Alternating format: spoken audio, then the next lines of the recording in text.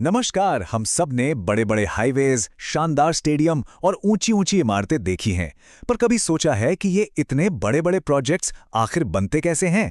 मतलब एक आइडिया से लेकर असलियत तक का सफर तय कैसे होता है? आज हम इसी पूरी प्रक्रिया को समझने वाले हैं, तो चलिए शुरू करते हैं। सोचिए, ये सवाल कितना बड़ा है। मान लीजिए एक नया पुल बनाना है, तो ये कैसे तय होगा कि काम सबसे अच्छी कंपनी को ही मिले, वो भी बिना किसी भेदभाव के और सही कीमत पर? बस इसी बड़ी पहेली को सुलझाने के लिए आते हैं टेंडर और कॉन्ट्रैक्ट्स। अच्छा, इस पूरे प्रोसेस को ना एक आसान से उदाहरण से समझते हैं।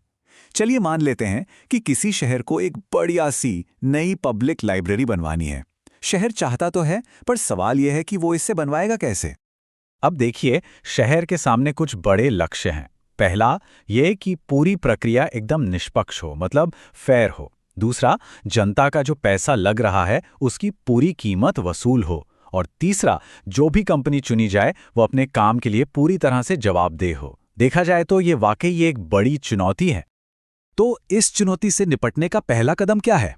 वो है ऑफर्स को, यानी प्रस्तावों को एक फॉर्मल तरीके से बुलाना। और बस यहीं से शुरू होती है टेंडर्स की दुनिया। तो सवाल आता है कि ये टेंडर आखिर है क्या? देखिए, बिल्कुल सीधे शब्दों में कहें तो ये एक तरह का खुला न्योता है। शहर मानो ऐलान कर रहा है, सुनो, हमें एक लाइब्रेरी बनवानी है। कौन है जो इसे सबसे बढ़िया और सबसे सही दाम में बना सकता है? अपने अपने प्रस्ताव भेजो।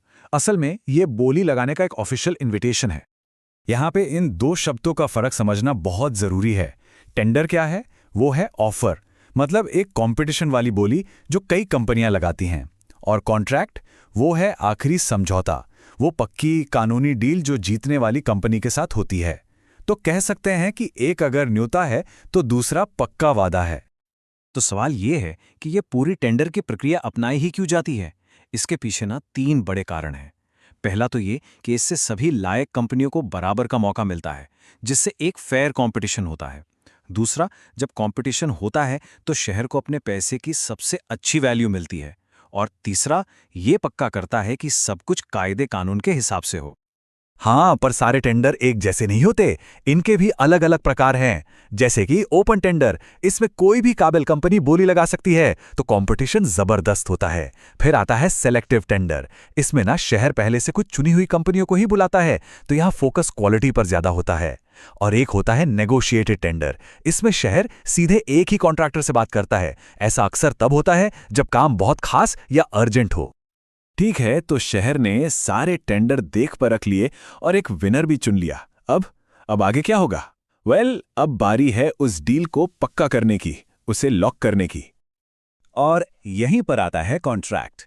ये वो ऑफिशियल डॉक्यूमेंट है जिसमें हर चीज, हर छोटी बड़ी बात लिखी होती है।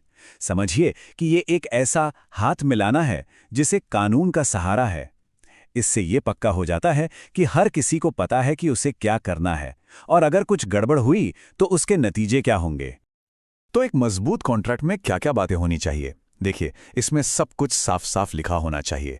जैसे काम क्या करना है, बिल्कुल डिटेल में। पेमेंट कैसे और कब मिलेगा। प्रोजेक्ट की डेडलाइन क्या है, मतलब लाइब्रेरी कब तक तैयार होगी।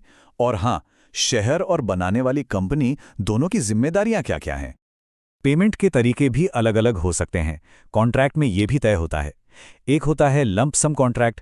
इसमें लाइब्रेरी के लिए एक फिक्स्ड कीमत तय हो जाती है, बस। तो बजट का अंदाजा लगाना आसान होता है। दूसरी तरफ है कॉस्ट प्लस कॉन्ट्रैक्ट। इसमें कंपनी का जो भी असली खर्चा आता है शहर वो देता है, और ऊपर से उसका प्रॉफिट मार्जिन। ये ज्यादा फ्लेक्सिबल है, पर इसमें फाइनल बजट बदल भी सकता है। तो अब तक हमने दोनों चीजों को अलग अलग समझ लिया, टेंडर क्या है और कॉन्ट्रैक्ट क्या है। तो चलिए अब इन दोनों को जोड़कर देखते हैं कि ये मिलकर किसी प्रोजेक्ट को जमीन से आसमान तक कैसे पहुंचाते हैं। तो पूरा सफर कुछ ऐसा होता है। सबसे पहले शहर टेंडर निकालता है, फिर कंपनियां अपनी बोलियां यानी बिड्स जमा करती हैं, और शहर उन्हें जांचता है। जो सबसे अच्छी बोली होती है उसे चुन लिया जाता है। इसके बाद जीतने वाली कंपनी के साथ कॉन्ट्रैक्ट साइन होता है, और बस फिर हमारी लाइब्रेरी पर काम शुरू हो जाता है। अच्छा, ये सब इतना जरूरी क्यों है? आखिर ये सिर्फ कागजी कार्रवाई ही तो है? नहीं, बिल्कुल नहीं। ये जो पूरा सिस्टम है ना, यही आज के मॉडर्न प्रोजेक्ट्स की नींव है, उनका आधार है। इस बात को हम ऐसे समझ सकते हैं।